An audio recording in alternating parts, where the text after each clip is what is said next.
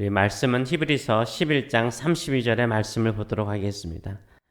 내가 무슨 말을 더하리요? 기드온, 바락, 삼손, 입다, 다윗 및 사무엘과 선지자들의 일을 말하려면 내게 시간이 부족하리로다. 아멘. 우리 말씀을 가지고 은혜를 아는 자가 순종한다, 은혜를 아는 자가 순종한다 라는 제목으로 같이 은혜를 나누기를 원합니다.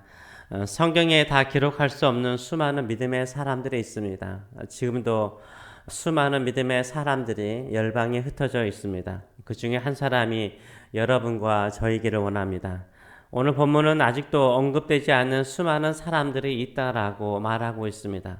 다 기록할 수 없고 다 말할 수 없는 수많은 믿음의 사람들이 있다라고 말합니다. 그러면서 그 중에 몇 사람을 언급하죠. 누굽니까? 32절의 말씀을 보게 되면 내가 무슨 말을 더하리요? 기드온, 바락, 삼손, 입다, 다윗 및 사무엘과 선지자들의 일을 말하려면 내게 시간이 부족하리로다 라고 말하고 있습니다. 기드온, 바락, 삼손, 입다는 사사기에 나오는 사사들이죠. 왕 중에 다윗이 언급되고 있고 선지자들 중에 사무엘의 이름이 언급되고 있습니다. 이들의 믿음의 특징은 무엇입니까? 각자 특색 있는 믿음의 사람들이죠. 각자 특색 있는 믿음의 사람들입니다. 그러나 종합적으로 본다면 이들 모두에게 공통점이 있습니다. 무엇입니까? 다들 약점이 있고 약함이 있고 결점이 있다는 것입니다. 여기에 완벽한 믿음의 사람은 없는 거죠. 약점이 다들 있었습니다. 기드온은 겁쟁이였죠. 바락은 선지자 드보라와 함께 싸웠지만 우유부단하였습니다. 삼손은 얼마나 인간적입니까? 큰 능력과 힘을 가지고 있었지만 어린아이와 같이 경솔하였고 유치한 사람이었습니다. 입다는 성급하게 사역하여서 자신의 사랑하는 딸을 잃었죠.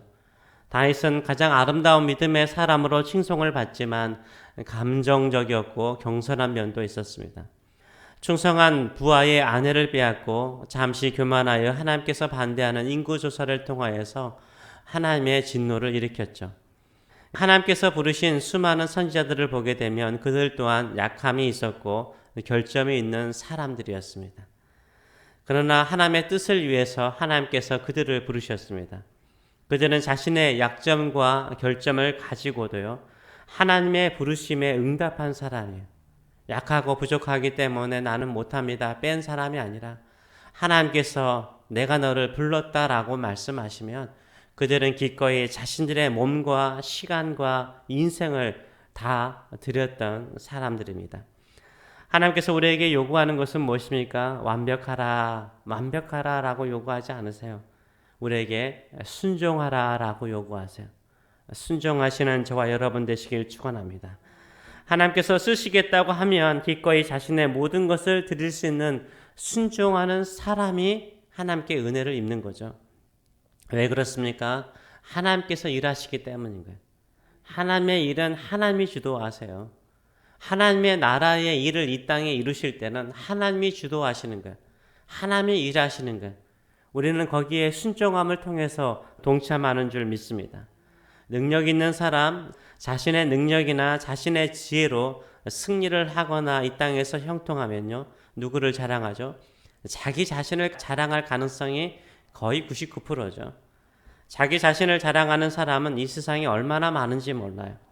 자수성가한 사람들이 얼마나 많습니까? 또 똑똑한 사람들이 얼마나 많습니까? 우리가 그들이 자수성가하고 똑똑한 것을 어떻게 합니까? 그들 자신이 자기들을 자랑하기 때문인 거죠. TV에 나와서 언론에 나와서 자랑을 하거나 책을 써서 자신들의 능력과 실력을 자랑하곤 합니다. 또한 우리가 봐도 그들은 자랑할 만한 사람들이에요.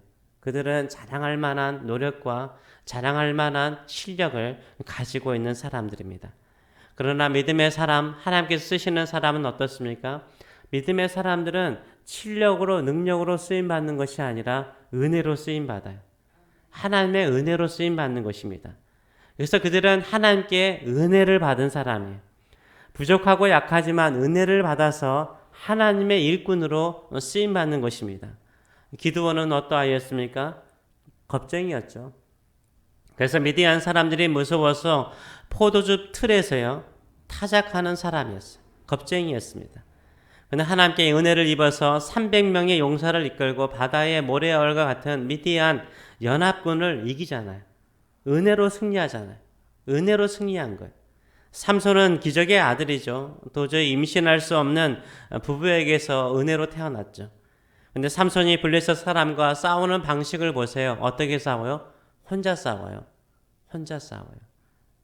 그리고 여자나 기생과 관련되지 않으면 삼손에게 이야기거리가 없어요. 자신의 능력을 헛되이 사용하는 것처럼 보이잖아요. 근데 이런 삼손을 통해서요, 20년 동안 블레셋 민족의 압제에서 이스라엘을 보호해요. 함부로 공격해 들어오지 못하게 만들어요. 이게 다 뭐예요? 은혜죠. 은혜였어요. 사무엘은 어떻습니까? 사무엘은 흠이 없는 사람처럼 보이잖아요. 근데 자식 교육은 잘 못했죠. 사무엘의 아들들이요, 사사로서 재판을 했는데 뇌물을 받고 재판을 공정하게 하지 못해서 백성들의 원성을 사죠. 결국 왕을 세워달라는 요청의 빌미를 제공하는 사람이었죠. 사무엘도요, 그 전에 세상이었던 엘리야하고 크게 다르지 않아요. 근데 사무엘도요, 하나님의 은혜로 쓰임을 받은 거죠. 하나님의 은혜로 쓰임 받아요.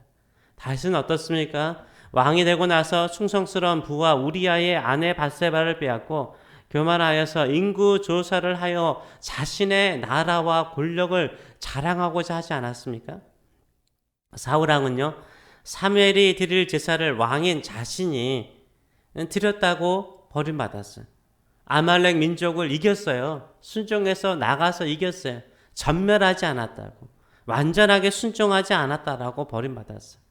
근데 다윗은요, 하나님께서 왕의 자리를 그의 후손들에게 이어받게 하세요. 이것은 전적인 하나님의 은혜인 거죠. 다윗은 하나님께 은혜를 받은 사람이에요. 믿음의 사람들은요, 부족함이 있는 사람이었어요. 결점과 흠이 있는 사람이었어요. 그런데 하나님께 은혜를 받았어요. 하나님의 은혜를 알게 해요. 그들은 어떻게 합니까? 하나님께 어떻게 반응하죠? 순종하죠. 목숨 걸고 순종해요.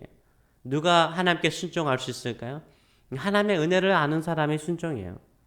누가 하나님께 순종하지 않을까요? 아직도 하나님의 은혜를 깨닫지 못하거나 내게 베푼 하나님의 은혜가 부족하다라고 불평 원망하는 사람이요, 이 믿음의 대열에 서지 못하고요, 불평하며 사는 사람입니다. 믿음의 사람은 누굽니까? 나의 모든 것이요, 다 주께로 왔음을 아는 사람이에요. 다 하나님의 은혜라는 것을 아는 거예요.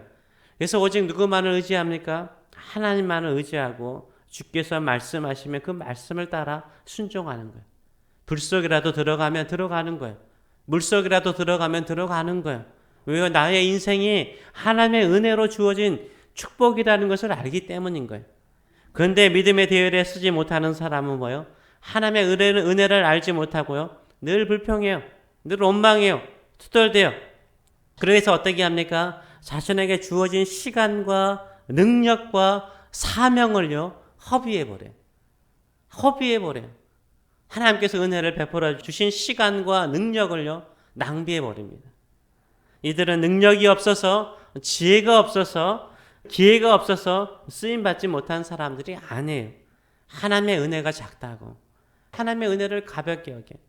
그리고 불평하다가 원망하다가 광야에 살던 40년 동안 살다가 죽었던 사람들처럼 자신의 실력과 능력과 시간을 허비해버리는 사람입니다. 우리는 믿음의 반열에 서는 사람 되기를 원합니다. 믿음의 사람 되시기를 원합니다. 하나님의 은혜를 안다면 순종하세요. 언제까지요? 죽기까지 순종하세요. 주님 부르실 때까지 순종하세요.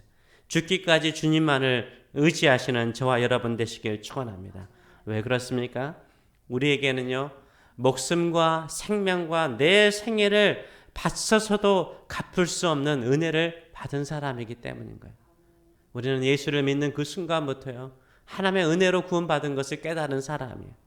내 생명과 내 인생과 내 시간을 바쳐서도 갚을 수 없는 큰 은혜를 받은 사람이에요. 그런데 이 주어진 우리의 시간과 인생을 어디에 쓰겠습니까? 나를 자랑하는 데 쓰실 것입니까? 내 욕망을 채우는 데 쓰실 것입니까? 내가 하고자 하는 일을 하기 위해서 나의 시간과 능력을 쓰시겠습니까? 아니면 하나님의 말씀과 뜻을 이루는데 그 모든 것을 쓰시겠습니까?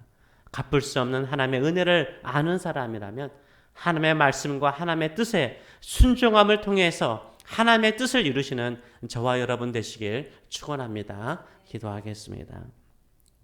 살아계신 하나님 아버지 은혜를 감사드립니다. 성경의 수많은 인물들을 보면은 그들은 흠도 많았고 결점도 많았습니다.